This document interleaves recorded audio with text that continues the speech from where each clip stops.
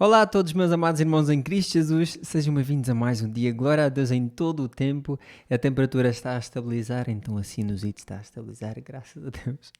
Amados, Deus seja louvado em todo o tempo, independentemente de qualquer que seja a situação, de qual seja a situação, ok?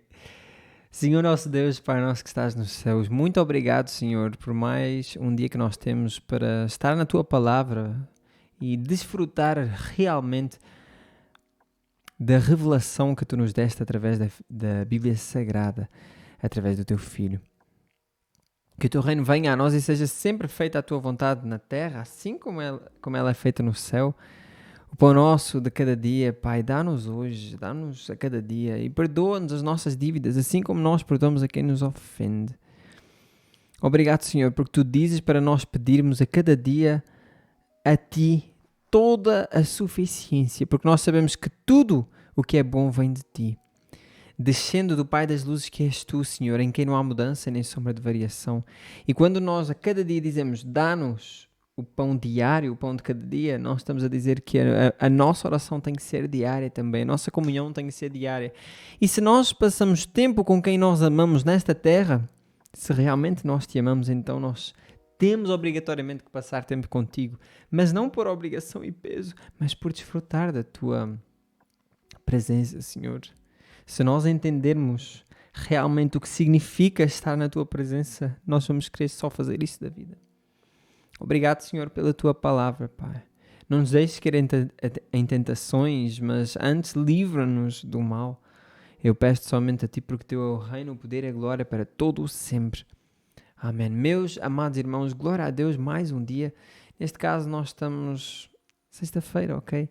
Mas Deus seja louvado em todo o tempo, amados. Eu peço e reforço a ideia, mesmo para falar ao vosso coração, se algum de vós não está numa congregação, e eu peço que não fique relaxado com isso, ok? Porque, amados, as congregações, o estar com os irmãos, não só aos domingos, mas até durante a semana, é algo necessário para nós. Nós não conseguimos sozinhos, amados. E Deus, Ele dá-nos os irmãos, Ele deu-nos uns aos outros para que nós, então, por meio da comunhão uns com os outros, nós tenhamos plenitude também no conhecimento de Cristo Jesus. Porque como é que nós vamos ver a parte de ter paciência com os irmãos se nós não estamos com eles? Por exemplo, amados, glória a Deus, nós vamos continuar aqui a nossa leitura em Deuteronômio, a partir do versículo do capítulo 13. Surgirão entre vocês profetas ou pessoas que têm sonhos sobre o futuro, e eles prometerão sinais ou milagres. Se os sinais ou milagres preditos acontecerem e essas pessoas disserem: venham, vamos adorar outros deuses, deuses que até então vocês não conheciam, não deem ouvidos às palavras deles.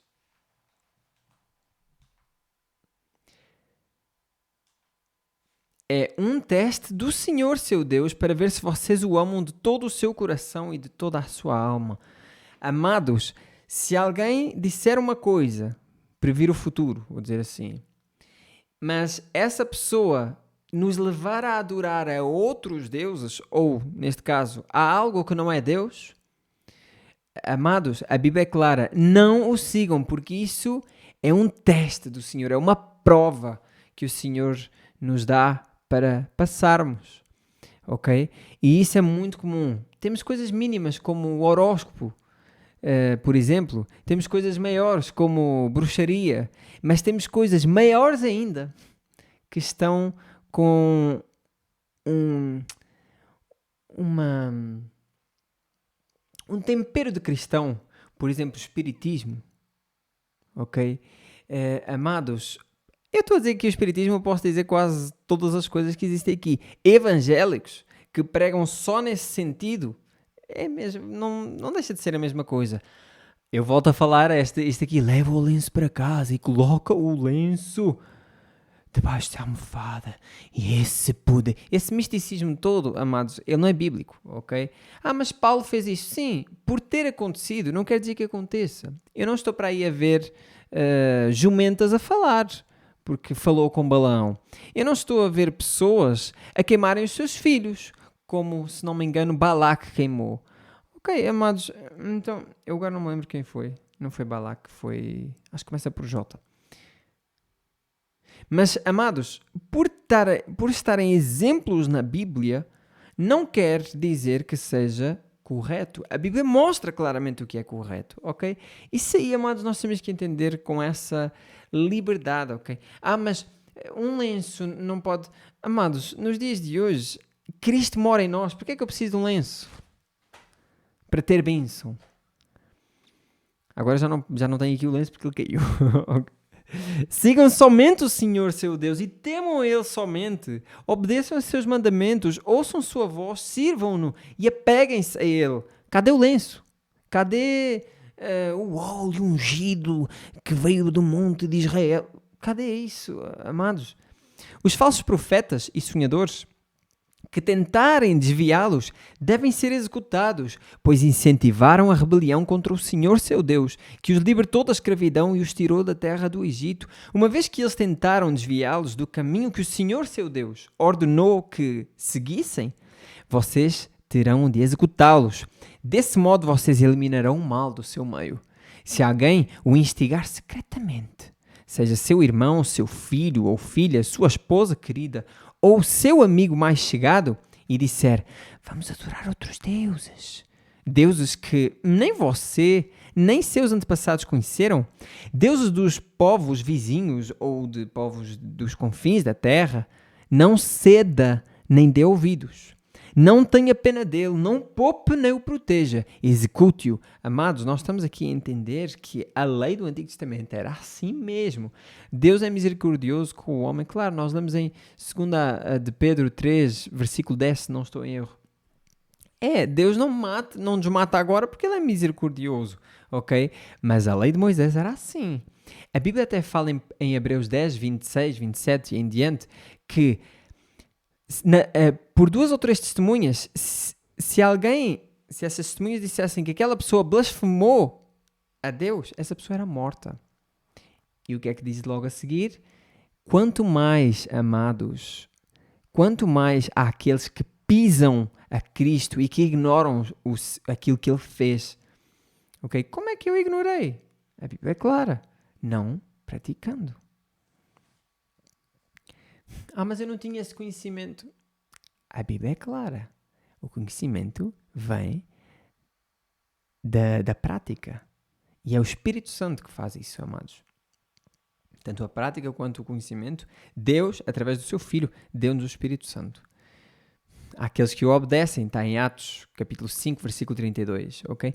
Execute-o. Dê o primeiro golpe e em seguida todo o povo partirá da execução. Participará da execução. Apedrejem os culpados até à morte, pois eles tentaram afastá-lo do Senhor seu Deus, que os libertou da terra do Egito, do lugar da escravidão. Então todo Israel ouvirá e temerá. E ninguém voltará a agir tão perversamente no meio de vocês. Interessante que eles iriam servir de exemplo, essas pessoas iriam servir de exemplo para as outras gerações.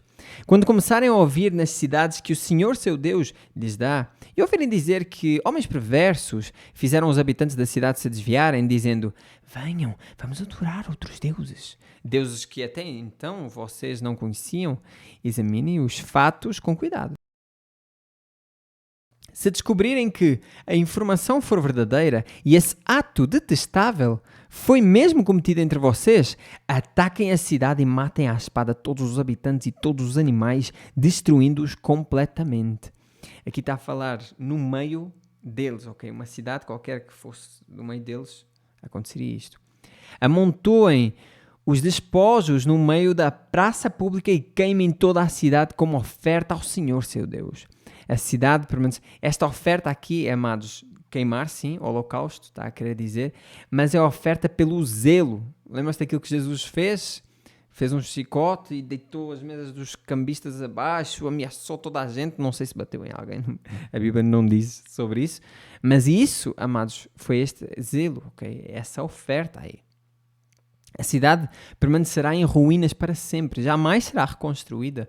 Não guardem coisa alguma do despojo que foi separado para destruição.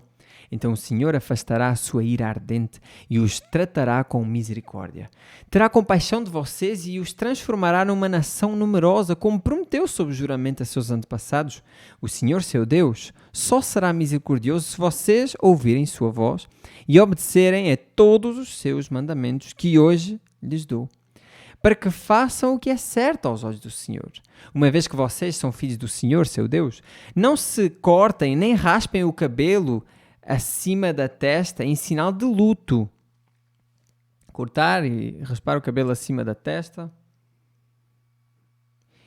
em sinal de luto. Eles colocavam mesmo, faziam mesmo como que fossem calvos, ok? Eles raspavam. Isso era cultural aqui. Vocês são um povo consagrado ao Senhor, seu Deus, e Ele os escolheu dentre todas as nações da terra para serem sua propriedade especial, não como animais detestáveis, cerimonialmente impuros. São estes os animais que vocês podem comer: o boi, a ovelha, o bode, o veado, a gazela, a corça, a cabra selvagem, o ibex, o antílope e a ovelha montês. Amados, nós vimos que no caso deles estarem fora da cidade deles, eles poderiam comer de tudo. Nós vimos isso ontem, ok? Agora, estando na cidade, estando ali no meio deles, eles tinham que seguir estas regras mesmo. E a outra também, né? Aquela permissão não deixa de ser também uma regra. Vocês podem comer qualquer animal que tenha os cascos divididos em duas partes e que rumine, mas se o animal não apresentar essas duas características, não pode ser consumido. Não comam, portanto, o camelo, nem a lebre, nem o coelho silvestre. Eles ruminam, mas não têm os cascos divididos. Vamos ver o que significa a palavra ruminar, mas tem a ver aqui. Tornar a mastigar, ou seja, ele engole, depois volta a comida para a boca, que é para ele mastigar novamente, ok? Aqui os alimentos que voltam do estômago à boca, ok? Esses animais ruminam, mas não têm os cascos divididos, de modo que são impuros para vocês. Também não comam o porco, pois, embora tenha cascos divididos, não rumina e, portanto, é impuro para vocês. Eu tentei fazer aqui cascos divididos para vocês entenderem a pata. Também não comam o porco, pois, ou seja, tinha que ter os cascos divididos e o animal tinha que ruminar. Os camelos, a lebre, o coelho silvestre, eles ruminavam, mas não tinham os cascos divididos. É que o porco tinha os cascos divididos, ou tem, né?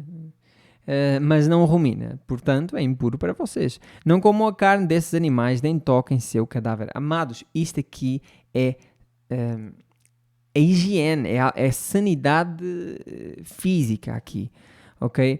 Deus está a cuidar deste povo. Não havia refrigerador, não havia... o homem não tinha entendido essas técnicas de conservação. Não havia... Eles não faziam estes testes aos animais para ver se eles estavam doentes ou estavam de maneira saudável. Então Deus fez com que os animais que tinham probabilidade de ter menos doenças e tudo mais, eram aqueles que Deus estava a dar. Por isso é que os outros eram impuros. Para quê? Para que não prejudicasse o povo. De todos os animais, porco. Imaginem um porco que não...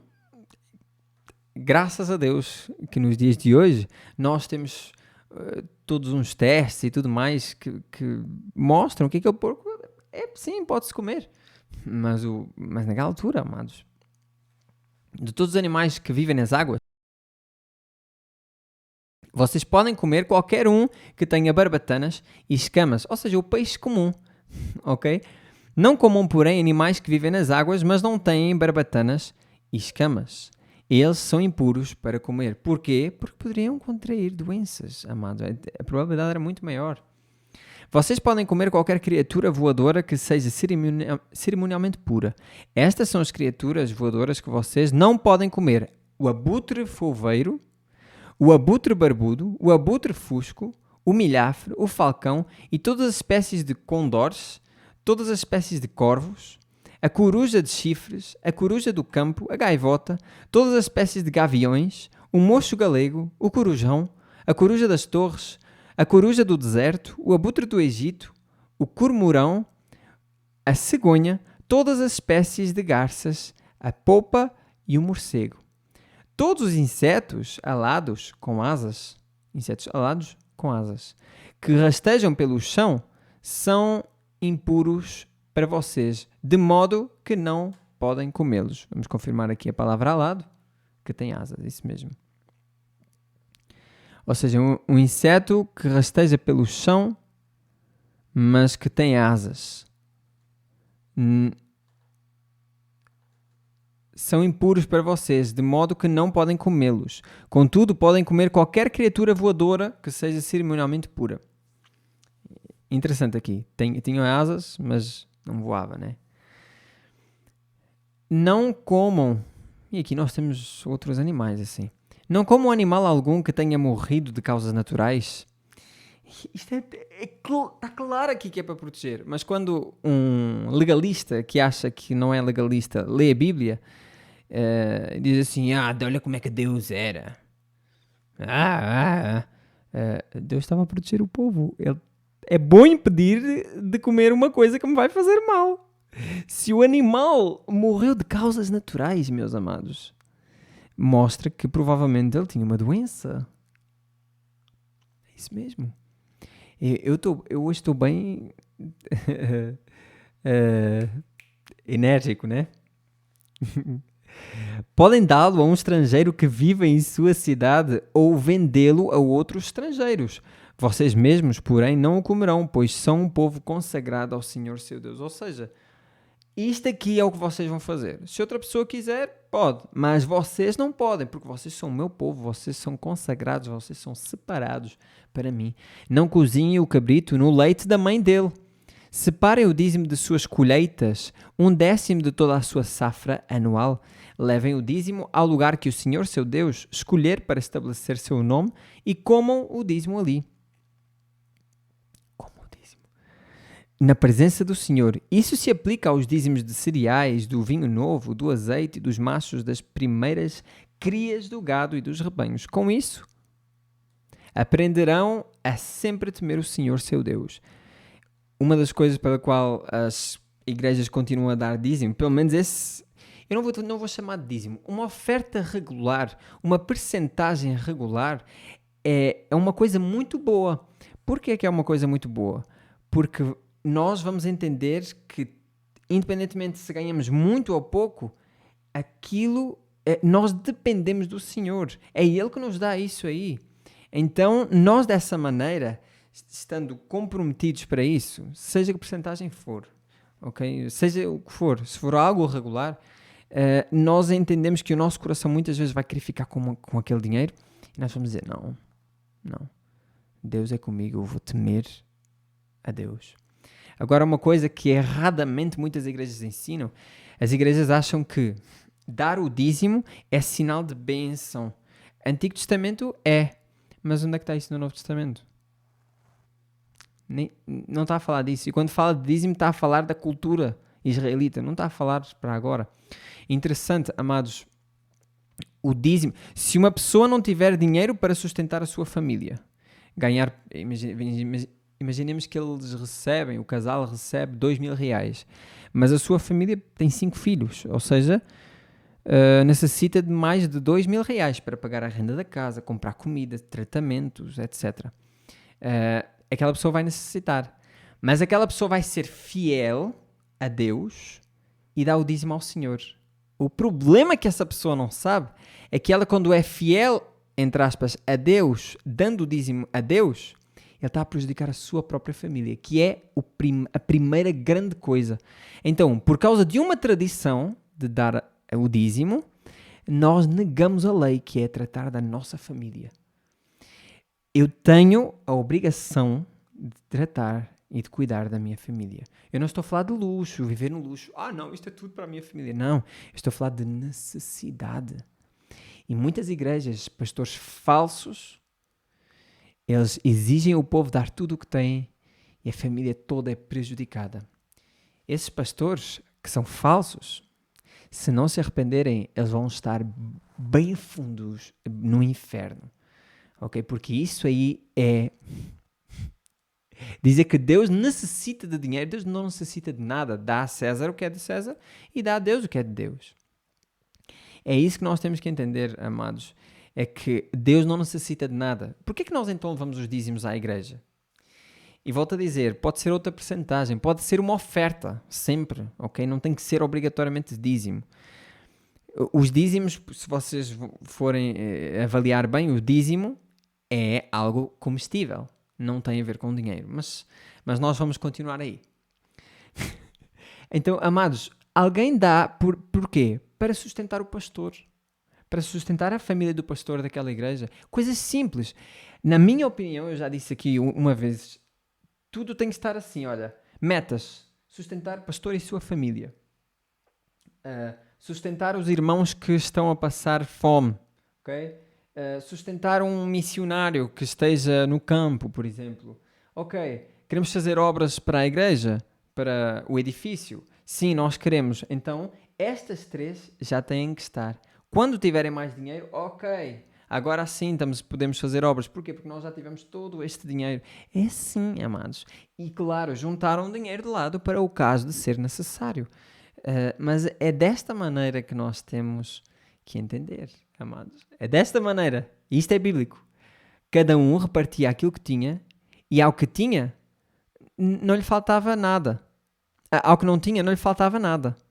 E ao que tinha, ele não tinha a mais. Ou seja, amados, é nesta ordem de prioridades que nós vamos entender realmente o que significa sustentar a casa de Deus, entre aspas, porque a casa de Deus somos nós. E é aí que eu vou. Se a família representa o casamento, a família representa o relacionamento que Deus tem connosco, como é que o nosso Deus vai fazer com que nos falte alguma coisa?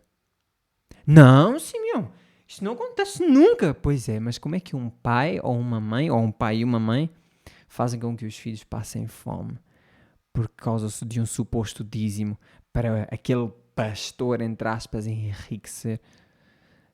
ai.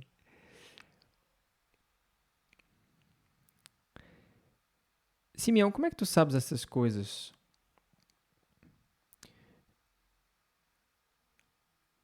Amados, eu sei essas coisas graças a Deus somente, porque assim o Espírito Santo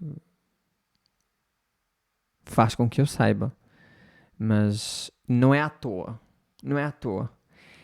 É vivência de vida também, mas em primeiro lugar, ler a Bíblia de maneira crua. O meu pastor disse que eu tenho que dar o dízimo, então eu tenho que dar o dízimo. Claro, aí é uma conversa que tu tens que ter com o pastor e tudo mais, ok? Mas se o teu pastor for falso, com certeza ele não vai entender. Ele vai dizer que tens falta de fé e tudo mais. E isso aí, esse tipo de doutrina é do diabo. Não, tu não foste curado porque tens falta de fé. Como é que aquele homem sabe alguma coisa? Como é que aquela pessoa sabe? Amados, o que nós temos que fazer é ler a Bíblia de maneira crua, pedir ao Espírito Santo que nos ensine aquilo que nós necessitamos de entender e não ir ao doutor Google e ao teólogo Google tentar procurar as respostas, porque isso vai ser a mente de pessoas. E se tu confiares realmente que a tua leitura bíblica, que na tua leitura bíblica tu estás a ter comunhão com Deus, tu vais acreditar também realmente que o Espírito Santo te vai dizer tudo aquilo que tu necessitas saber, dia após dia. Mas eu não sei o que isso significa. Eu também não sei muitas coisas, mas eu não vou procurar no Google. Eu vou esperar que Deus me revele ou por uma pessoa que me fale, ou então que Deus me revele na minha comunhão diária. Glória a Deus, amados. Se o Senhor, seu Deus, os abençoar com uma boa colheita, mas o lugar que ele escolher para a habitação do seu nome for distante demais para vocês levarem o dízimo, vendam a 10ª parte das suas colheitas e rebanhos, coloquem o dinheiro numa bolsa e levem-no ao lugar que o Senhor, seu Deus, escolheu. Ou seja, se vocês não conseguem levar os alimentos de maneira que os alimentos fiquem bons para se consumirem, para serem consumidos, então vocês vendem os alimentos e esse dinheiro, esses alimentos que seriam o dízimo, e esse dinheiro que seria o dízimo vai então para o lugar que o Senhor, seu Deus, escolheu. E aqui, obviamente, falo novamente, isto aqui havia um templo mesmo de Deus, onde Deus, entre aspas, não, onde Deus, eu vou dizer sem aspas, onde Deus habitava ali, onde Deus aparecia, onde Deus era adorado. Nos dias de hoje, Jesus disse assim: não é neste monte nem naquele monte onde se vão adorar, mas sim àqueles que adoram o Espírito e em verdade. E a Bíblia é clara quando diz que nós somos o templo do Espírito Santo. Então já não é mais um edifício, amados. Por isso é que nós temos de cuidar dos nossos pastores. E infelizmente, aqui eu falo dos pastores, vou falar humildes, ok? Pastores mesmo. Infelizmente, amados, nós vemos muitos pastores a serem como o faz tudo da igreja. Cadê os irmãos? A igreja tem 150 membros, mas só o pastor é que faz tudo. Que Deus tenha misericórdia, que nos mostre a sua vontade. Quando chegarem, usem o dinheiro para comprar o tipo de alimento que desejarem. Reparem, amados. Então reparem. A pessoa não deu o seu dízimo, ou seja, os alimentos, porque era longe, os alimentos iriam se estragar. Então a pessoa vendeu e esse dinheiro mandou para lá, para perto do templo, lá daquela altura. Esse dinheiro servia para o bolso dos diáconos e pastores. Não. Esse dinheiro serviria para comprar alimento.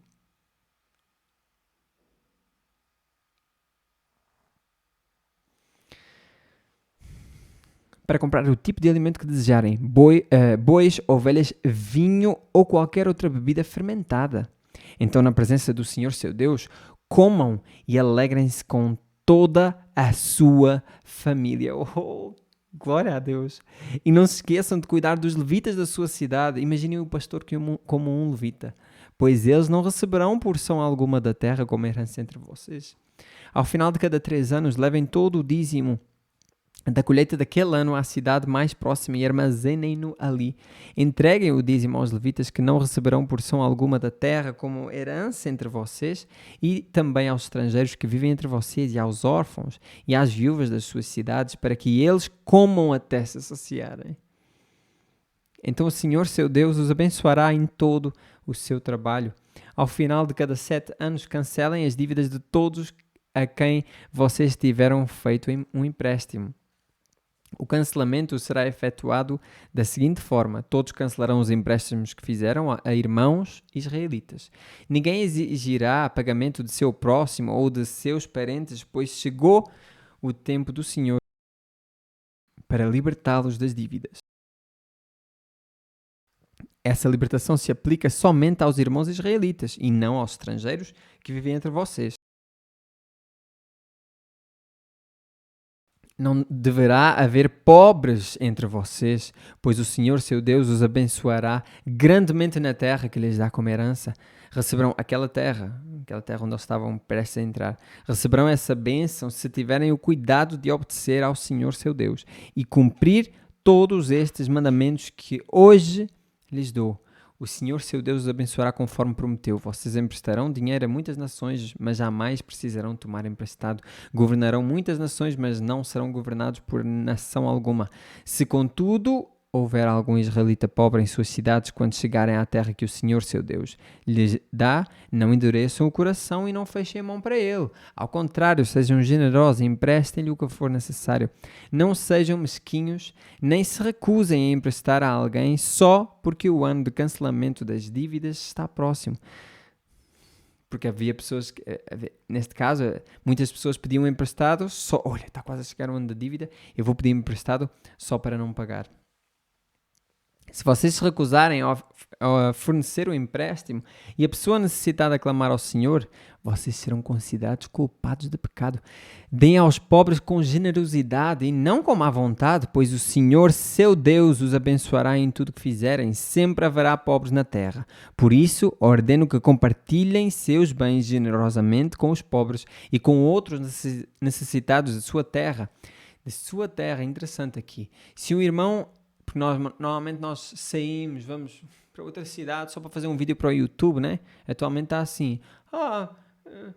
você me empresta R$ 1 só para precisar de pegar o ônibus? E a pessoa, empresto, uma pessoa sem abrigo, sem quase dinheiro, empresto, você foi tão carinhoso comigo, toma R$ 500. Amados, esse tipo de vídeo é um vídeo hipócrita. Deus usa esse tipo de vídeo, porque a ele, aquelas pessoas que receberam o dinheiro que estavam a necessitar, glória a Deus. Mas a pessoa que fez esse vídeo para mostrar que é mesmo o que ela fez, só fez para isso, ela mente para dar bênção. Isso nunca é. Eu preciso de R$ 1 para pegar um ônibus. Isso é mentira. O pai da mentira é o diabo. Então, essa pessoa que faz esses vídeos, esse tipo de pessoas que fazem esses vídeos, são pessoas hipócritas, amados. Hipócritas. Só estão a mostrar os seus atos para terem mais visualizações e darem R$ 500 quando recebem um milhão por mês, ok? É esse tipo de pessoas. Ele é tão simpático. Não, não é. Essa pessoa é um interesseiro, é um hipócrita. Esse tipo de pessoas normalmente são assim. É que eu digo normalmente, amados, para não dizer 100%, mas 99% são assim, ok? 99,9% são hipócritas, falsos, mentirosos. Eu preciso... Isso é mentira, amado. Ele não está a precisar de nada, então ele está a mentir. Mas foi só para o propósito do vídeo. Deixa o diabo entrar de maneira mansa e vais ver como ele te vai devorar, se assim for. Se um irmão hebreu, homem ou mulher, vender-se a você como escravo, ele lhe servirá por 6 anos. Depois disso, liberte-o no 7º ano. Quando libertar um escravo, não o manda embora de mãos vazias. Grava um vídeo. Não. Seja generoso e dê-lhe de despedida um presente dos animais de seu rebanho, dos cereais, de sua eira e do vinho da sua prensa de uvas. Compartilhe com ele um pouco da fartura com a qual o Senhor, seu Deus, o abençoou. Lembre-se de que um dia você foi escravo na terra do Egito e o Senhor, seu Deus, o libertou. Por isso lhe dou essa ordem. Mas se por estar bem com você e amar você e sua família, o servo disser, eu não quero ir embora, você pegará um furador e furará a ponta da orelha dele contra a porta. Pá. Depois disso, ele será seu escravo para o resto da vida. Façam o mesmo com as escravas. Ou seja, escravo e escrava, eles iam ter com o Senhor. Passado 6 anos, neste caso no 7º ano, ele ia embora e o dono dar-lhe mantimentos e vinho e tudo mais. Mas se aquele homem gostasse tanto de seu senhor, ele poderia dizer, eu quero ser seu escravo para sempre. E então esse homem ele juntava-se contra a porta e alguém chegava lá e furava a orelha dele. Ok? Para dizer, olha, este aqui é meu escravo. Ele é meu escravo. Quando libertasse seus escravos, não considere isso grande perda. Lembre-se de que por 6 anos eles lhe prestaram serviço equivalente a 2 vezes o salário de empregados contratados. E o Senhor, seu Deus, o abençoará em tudo o que você fizer. O escravo trabalhava. Separem para o Senhor, seu Deus. Por isso é que os discípulos dizem, Tiago, escravo de Cristo Jesus. Paulo, escravo de Cristo Jesus. Pedro, escravo de Cristo Jesus. Claro. Separem para o Senhor, seu Deus, os machos... está lá a dizer servo. O que significa servo é isso mesmo. Ministro, está a dizer ministro. É exatamente isso. Ministro significa servo. Servo significa escravo. Ministro significa escravo. Estou a fazer aqui um rodeio de palavras, entre aspas. Separem para o Senhor, seu Deus, os machos das primeiras crias do gado e dos rebanhos. Não usem a primeira cria do gado para trabalhar no campo e não tosquiem a primeira cria de ovelhas. Em vez disso, a cada ano, comam esses animais com sua família na presença do Senhor, seu Deus, no lugar que ele escolher. Mas se essa primeira cria tiver algum defeito, se o animal for manco, cego ou tiver algum outro problema, não o sacrifiquem ao Senhor, seu Deus, como um animal na cidade em que morarem. Qualquer pessoa poderá comê-lo, seja cerimonialmente pura ou impura, assim como qualquer um pode comer uma gazela ou um veado. Não comam, porém, o sangue do animal, derramem-no no chão como se fosse água. Deus seja louvado.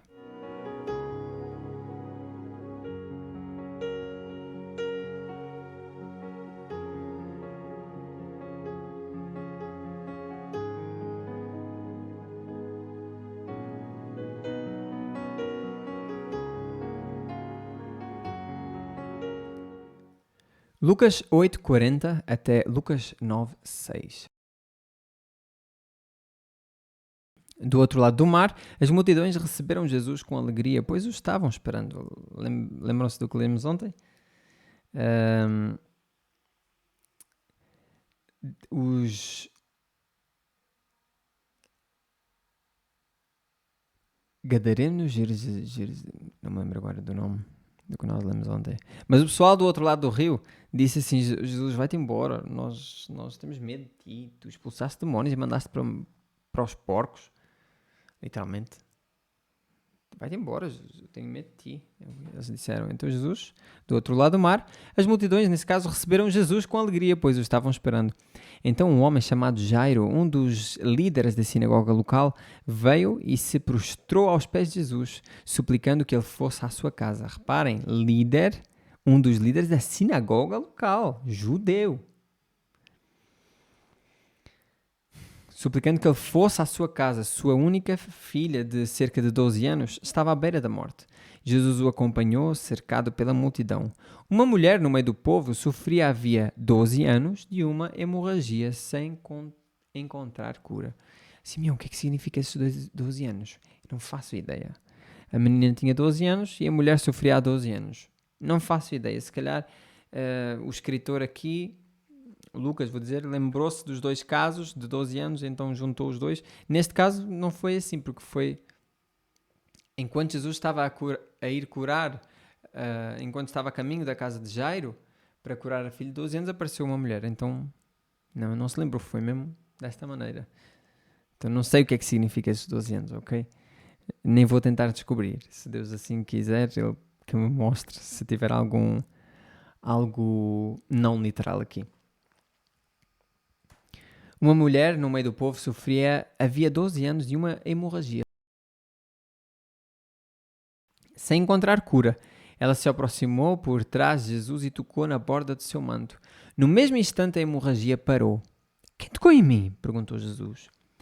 Todos negaram e Pedro disse: Mestre, a multidão toda se aperta em volta do Senhor. Jesus, no entanto, disse: Alguém certamente tocou em mim, pois senti que de mim saiu poder.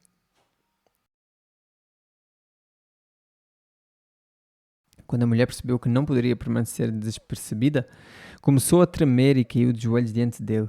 Todos a ouviram explicar porque havia tocado nele e como havia sido curada de imediato.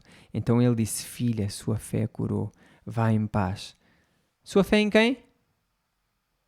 Não é fé, a própria fé dela é que cura, não. Fé em Cristo. Enquanto Jesus ainda falava com a mulher, e essa fé é dom de Deus. Efésios 2 está claramente a dizer isso. Enquanto Jesus ainda falava com a mulher, chegou um mensageiro da casa de Jairo, o líder da sinagoga, a quem disse: Seu filho morreu, não incomode mais o mestre. Ao ouvir isso, Jesus disse a Jairo: Não tenha medo, apenas creia e ela será curada.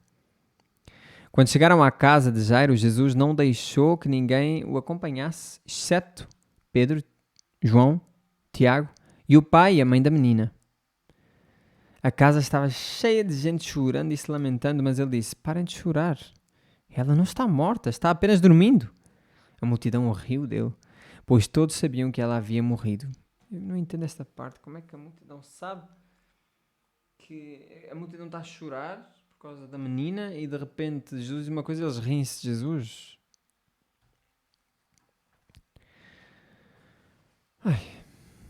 Então Jesus a tomou pela mão e disse em voz alta: Menina, levanta-te. Naquele momento ela voltou à vida, ou seu espírito voltou, e levantou-se de imediato. Então Jesus ordenou que dissessem alguma coisa para ela comer. Que dessem alguma coisa para ela comer. Os pais dela ficaram maravilhados, mas Jesus insistiu que não contassem a ninguém o que havia acontecido. Jesus reuniu os 12 e lhes deu poder e autoridade para expulsar todos os demónios e curar enfermidades. Expulsar demónios, curar enfermidades, vem de que autoridade? Eu ordeno, eu declaro. Não é tua, é Deus que dá. É Deus que dá. Por meio de Cristo Jesus, por meio do Espírito Santo. Não é tua. Declara o que tu quiseres. Não mas as palavras têm poder. As palavras realmente têm poder, repara. Com uma palavra nós podemos destruir a vida de uma pessoa, então realmente tem poder. Com uma palavra nós podemos falar o Evangelho, então sim, tem poder nesse sentido. Mas eu digo uma coisa e aquela coisa vem à existência? Não, só Deus tem a capacidade de fazer isso. Não, Simeão, eu ouviste erradamente. A Bíblia é clara nisso aí. Só Deus tem capacidade de bará, que é a palavra criar do nada pela palavra, ok? Bará, tipo, faça-se luz, faça-se os luminares, faça-se a terra, e assim se faz. Deus tem capacidade. Tu e eu não temos, ok? Mas o apóstolo, discípulo, presbítero, bispo, pastora, não sei o quê. Não tem. São mentirosos, ok? Não tem sequer poder algum. Tanto é, se eles tivessem poder de fazer esse tipo de coisas, eles não pediam às pessoas para dar dízimos. Eles próprios diziam, faça-se aqui 10 mil reais. Ou 1 milhão. E pronto. É verdade, eles não têm, né? Então eles têm que mentir às pessoas.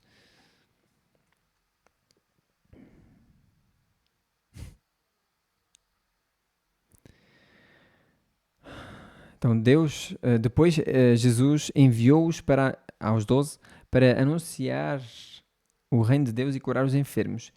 Ele os instruiu dizendo, não levem coisa alguma em sua jornada, não levem cajado, nem bolsa de viagem, nem comida, nem dinheiro, nem mesmo uma muda de roupa extra.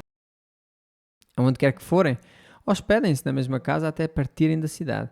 E se uma cidade se recusar a recebê-los, sacudam a poeira dos pés ao saírem, em sinal de reprovação. Jesus não disse, insistam, aquela cidade. Não, disse, ok, não queres ouvir. Bora, vou sacudir aqui a poeira das minhas mãos, dos meus pés, acabou. Interessante aqui, muitas pessoas dizem assim, não, nós temos isso sem nada, isso não é prudência, ok? Jesus disse isto aqui para eles. Mas mais tarde, quase no término aqui de Lucas, nós vamos ver, em Mateus está a dizer, em Lucas eu acho que também está a dizer, nós vamos ver que Jesus diz outra vez e diz assim, eu tinha-vos dito para não levarem, ok, mas desta vez vocês levem tudo o que precisarem.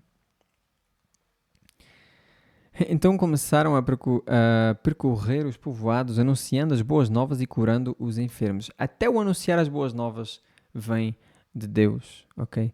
Mas Paulo não diz lá na Bíblia que há uns que pregam para me deixar mal e outros que pregam, o que interessa é que Cristo seja pregado. Ele não está a falar de pregação desta maneira que eu estou a fazer aqui. Ele não está a falar de pregação assim. Ele não está a falar dos falsos mestres. Pelo menos pregam. Não. Paulo, em relação a esse, diz que eles sejam amaldiçoados, que eles sejam anátemas, que eles morram eternamente. Paulo está a dizer isso desses falsos mestres. Então, o que é que diz lá? Pelo menos uns pregam, mesmo que por maldade. Pois é. Quando as pessoas queriam condenar Paulo, elas tinham que explicar o porquê de condenarem Paulo, ou de dizerem que querem condenar Paulo. Então eles explicavam, olha, ele prega que Cristo veio, etc. E eles pregavam de Cristo para condenar Paulo. Por isso é que está lá, por inveja ou condenação ou murmuração. É isto aqui, não gosto desse Paulo, está a mover muitas pessoas. Eu vou dizer o evangelho que ele vai pregar, que é para os outros. Não era uma pessoa que também pregava, ok? Isso é muito mal entendido. Nos dias de hoje, nós vemos cada pregação desse aí que não tem nada a ver.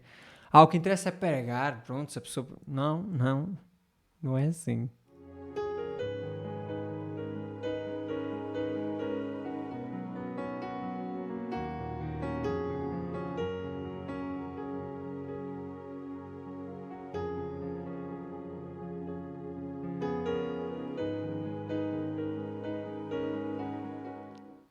Salmos 71, 1 a 24.